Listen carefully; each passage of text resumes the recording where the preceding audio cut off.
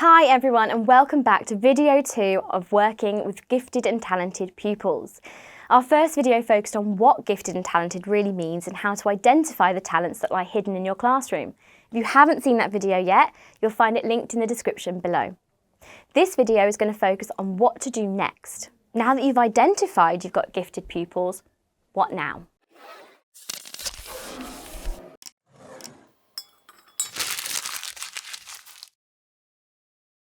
It goes without saying that all pupils should face a healthy challenge when it comes to their learning. When we're talking about gifted pupils, this could look like a particular curriculum designed to allow more able learners to be challenged. This can be difficult when you have to think about all of your pupils in the classroom with lots of different learning needs.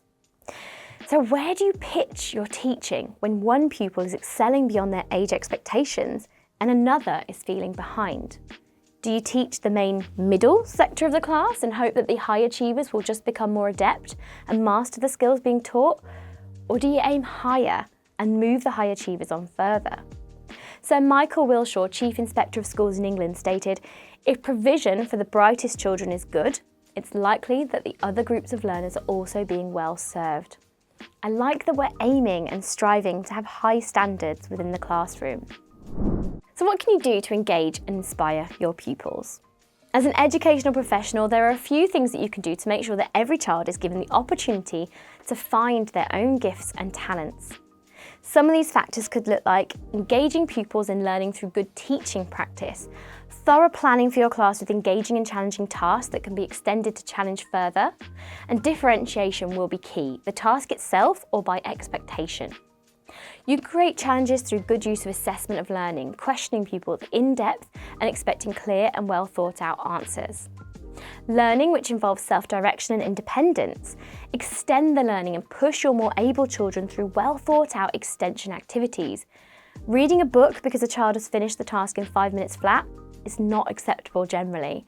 What other tasks can they do? If you were learning about the solar system and had to name the planets, maybe get your high achiever to learn more about each planet and how many moons they have. You need to think about how you can stimulate and enhance their knowledge of your subject. Plan for these situations. Boredom in class is the perfect way to disengage any pupil. Assessment practices which reliably pinpoint learners' achievement and progress and inform teaching or support strategies. Give children choices. These choices could be project work using technology, collaborative work and also problem solving.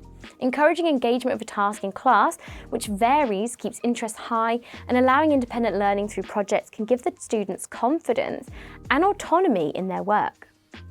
Use your most able children as a resource to support your classroom.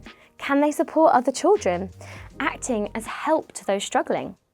Now, if you're doing this to burn their time or to make your life easier, you're doing it for the wrong reason. If you haven't thought of doing this before, give it a try. It can be quite an eye-opener listening to the explanations of other pupils and observing how pupils respond to each other.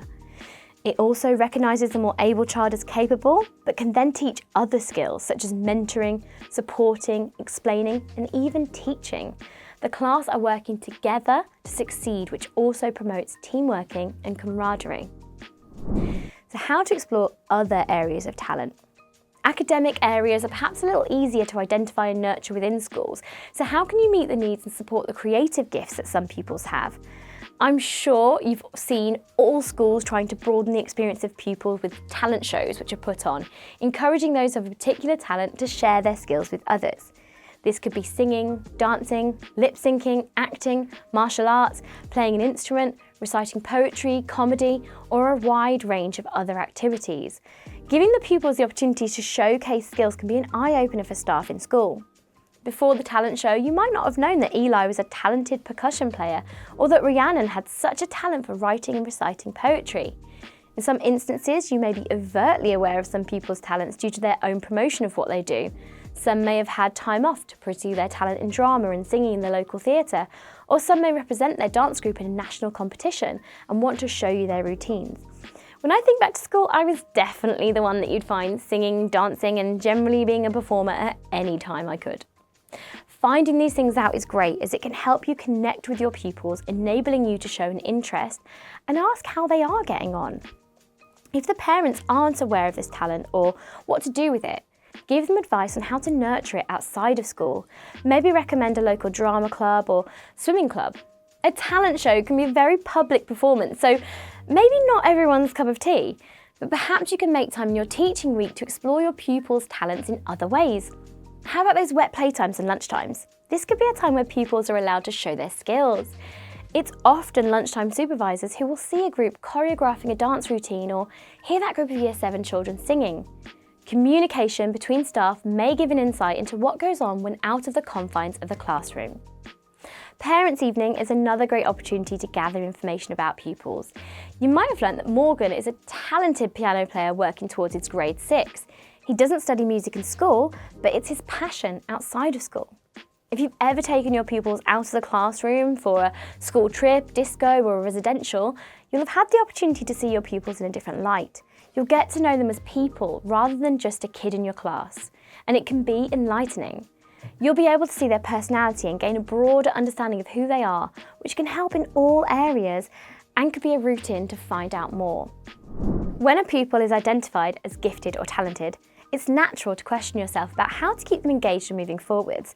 With high ability can come negatives in the form of a number of issues which can impact engagement and achievement. Underachievement could be an issue for pupils who are normally seen as high achievers. There may be a number of potential causes for this, such as social and emotional circumstances, including pressure to conform, fear of failure, or even low self-esteem due to the high pressure placed on an individual from school and home.